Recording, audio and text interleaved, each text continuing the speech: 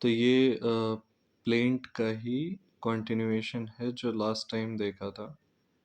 इसमें होता क्या है कि प्लीडिंग जो है तो वो कई टाइप की होती है, प्लेंट और रिटन स्टेटमेंट। उसमें we are talking about the plaint which is a document that contains pleadings of the plaintiff, the first person who is coming to the court of law. तो pleadings जो हैं तो उनमें कुछ particulars होते हैं।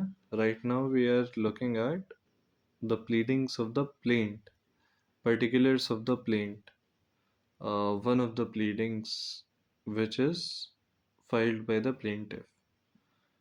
तो उसमें सबसे पहली चीज़ तो होगा इंडेक्स होगा, मेमोरेंडम ऑफ पार्टीज होगा। फिर तो होता क्या है कि इसमें प्लेंटिफ जो है अपेंडिक्स ए में दे रखा है प्लीडिंग्स। तो यहाँ पे टाइटल ऑफ द सूट सबसे पहले लिखा जाता है इन द कोर्ट ऑफ, और ये है जैसे A B description residence of the plaintiff, फिर यहाँ पे डिफेंडेंट का डिस्क्रिप्शन लिखा जाएगा। और ये जो टू दे रखा है ये दरअसल description of parties in a particular case, कोई स्पेसिफिक केस जो है उसमें कैसे डिस्क्रिप्शन दिया जाएगा।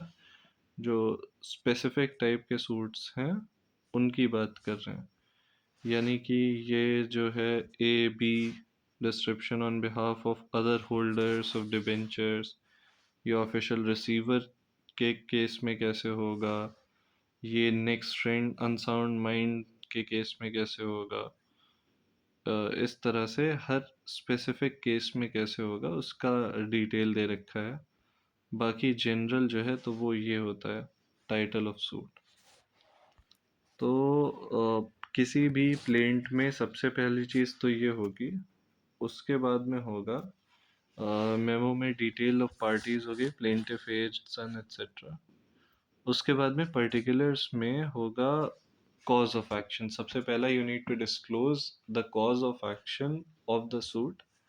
If you do not disclose it then your suit can be rejected as per order 7 rule 11। Then technical pleadings होना बहुत ज़रूरी है। टेक्निकल प्लीडिंग्स यानी कि jurisdiction, limitation of suit, court fee, res judicata, res sub judice और document से 5 pleadings होंगी ही होंगी हर सूट में जो भी फाइल हो, हर प्लेंट में जो फाइल होगा। अब टेक्निकल प्लीडिंग होगी कैसे? जैसे ज्यूरिसडिक्शन की है that let's say it's about a contract, तो it will go like that the said contract was made at Delhi and the property as aforesaid is situated within the territorial jurisdiction of the court. Hence, the court has jurisdiction of the suit.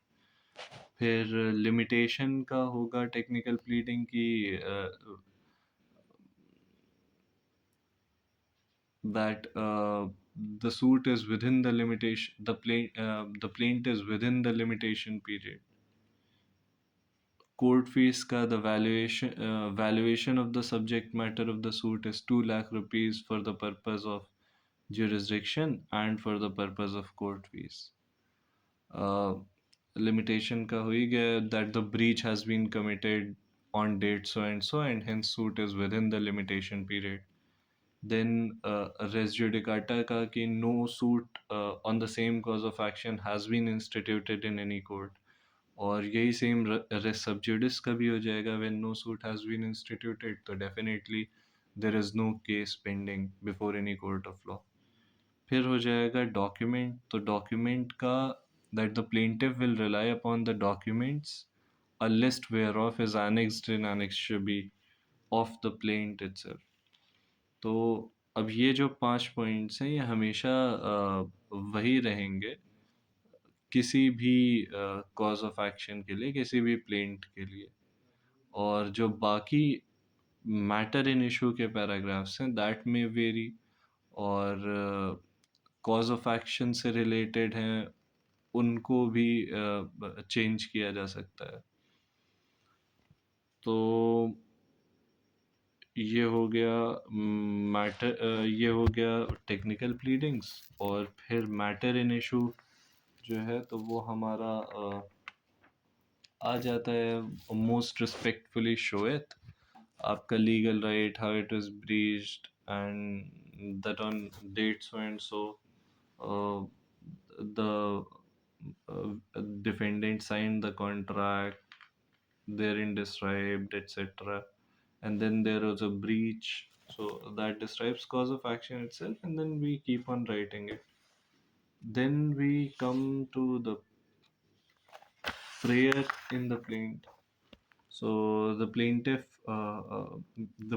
therefore humbly has the following to pray. उसमें defendant may be ordered to transfer the said property to the plaintiff. In the alternative, the defendant may be ordered to pay 2 lakh rupees as compensation or anything. Court इन दोनों में से कोई एक देगा। You have claimed specific performance या damages, तो alternatives में मांग लिया तो कोर्ट जो है चाहे तो कुछ भी दे सकता है। फिर you can also write the defendant may be ordered to pay mm, mm, the, any that the plaintiff be ordered any other relief। अब प्रेयर के नीचे जो है फिर काउंसल अपना नेम लिखेगा, advocate, phone number, email address, ये सब लिखेगा। अच्छा, ये जो प्लेन्ट्स हैं इसका फॉर्मेट्स ये दे रखे हैं अलग अलग।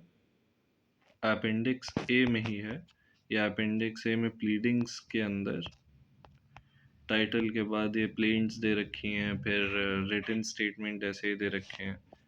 तो यहाँ पे प्लेंट के फॉर्मेट्स बहुत सारे दे रखे हैं। तो ये हो जाएगा। उसके बाद फिर ये मैटर इन इशू के लिए है ये सारी डिटेल। उसके बाद में प्रेयर आ जाएगी। प्रेयर में काउंसल लिख लिया जाएगा, फिर प्लेंटिफ अपना साइन कर देगा राइट साइड या लेफ्ट साइड।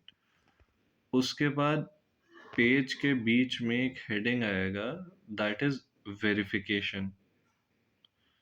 अब ये जो इसमें you have to verify that whatever I have written is correct, but certain pleadings are correct to your knowledge and certain things are not correct to your knowledge, rather you believe them to be correct because of some information. तो I X the plaintiff as above named do solemnly declare that whatever is stated in paragraphs 1, 2, 3, 4, etc. are true to my knowledge, and whatever I have stated in paras 5, 6, 7, 8, 9 is stated to my information and belief, and I believe the same to be true. अब ये जो belief है plaintiff का, ये arise हुआ है कहाँ से, किस इंफॉर्मेशन से? तो ये इंफॉर्मेशन दी है उसके एडवोकेट ने उसके काउंसिल ने, which the plaintiff believes to be true. ये उसको तो पता नहीं है कि ज्यूरिसडिक्शन कहाँ का है, लिमिटेशन कितना होता है, लेकिन वो कह रहा है कि I believe it to be true क्योंकि मेरे काउंसिल ने बताया। फिर I sign this verification on so and so date at this place particular. Verification में काउंसिल जो है तो वो साइन नहीं करता है। अब एग्ज़ाम में प्लेन का यही फॉर्मेट होगा, कॉन्टेक्स्ट में vary depending on the question. इसके बाद में और एग्ज़ाम में लास्ट में एफिडेविट का नहीं भी लिखेंगे तो काम चल जाएगा, बट बेटर है कि लिख दें। In case you don't write the affidavit para, then at least write affidavit attached, and this sentence will know will let the examiner know that you at least know that affidavit is there.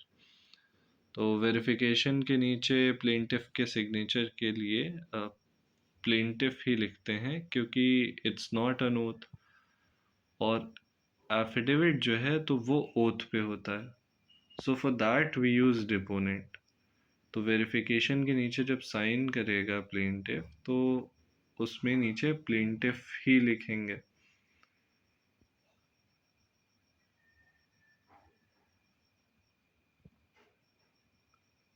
उसके बाद में आता है affidavit. जब affidavit आएगा तो यहाँ पे ये सारी चीज़ें फिर से लिखी जाएंगी कि in the court of party का डिस्क्रिप्शन, एक तरह से ये पूरा, ये यहाँ से यहाँ तक ये पूरा लिखा जाएगा। उसके बाद में एफिडेविट का हेडिंग डाल के फिर लिखेंगे कि I X do hereby solemnly affirm and declare that the deponent, जो भी एफिडेविट स्वेयर करेगा that person will be deponent. अब वो अपना प्लेंटिफ अपने आप को नहीं लिखेगा, वो डिपोनेंट लिखेगा। तो that the deponent being the plaintiff in the aforesaid suit is conversant with the facts of the present case and as such is competent to swear the present affidavit।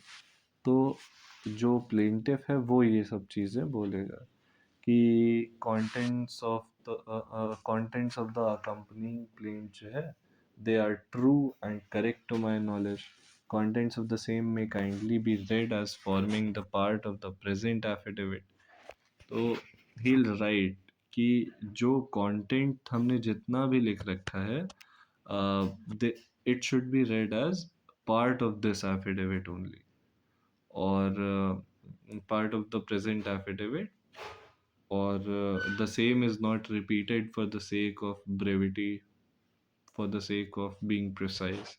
उसके बाद डिपोनेंट अपना sign करेगा और इसके बाद एक और verification आता है एफिडेविट के बाद, और it comes after the affidavit itself, इस वजह से कि एफिडेविट को हम वेरीफाई कर रहे हैं। एक तो हमने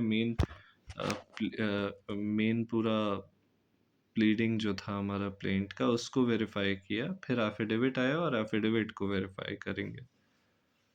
उसके बाद में फाइनली लिस्ट ऑफ डॉक्यूमेंट्स आएगी। तो लिस्ट ऑफ डॉक्यूमेंट जो है तो उसमें फिर से ये लिखेंगे इन द कोर्ट ऑफ से यहाँ तक, और फिर हेडिंग डालेंगे list of document on behalf of plaintiff, और उसके नीचे लिस्ट ऑफ डॉक्यूमेंट लिख दो। और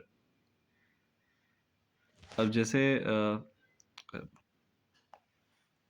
कॉन्ट्रैक्ट का हम एग्जांपल ले रहे हैं, तो यहाँ पे क्या आ जाएगा लिस्ट ऑफ डॉक्यूमेंट में? Copy of contract, Aadhaar card of plaintiff, etcetera, इस तरह के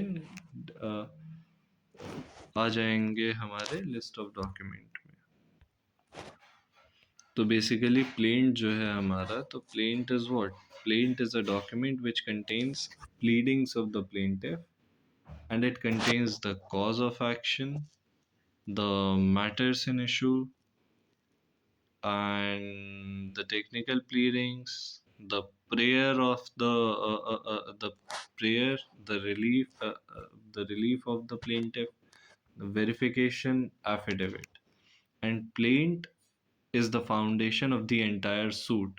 This is the point where the suit starts, and a suit is the entire set of proceedings by filing of the plaint,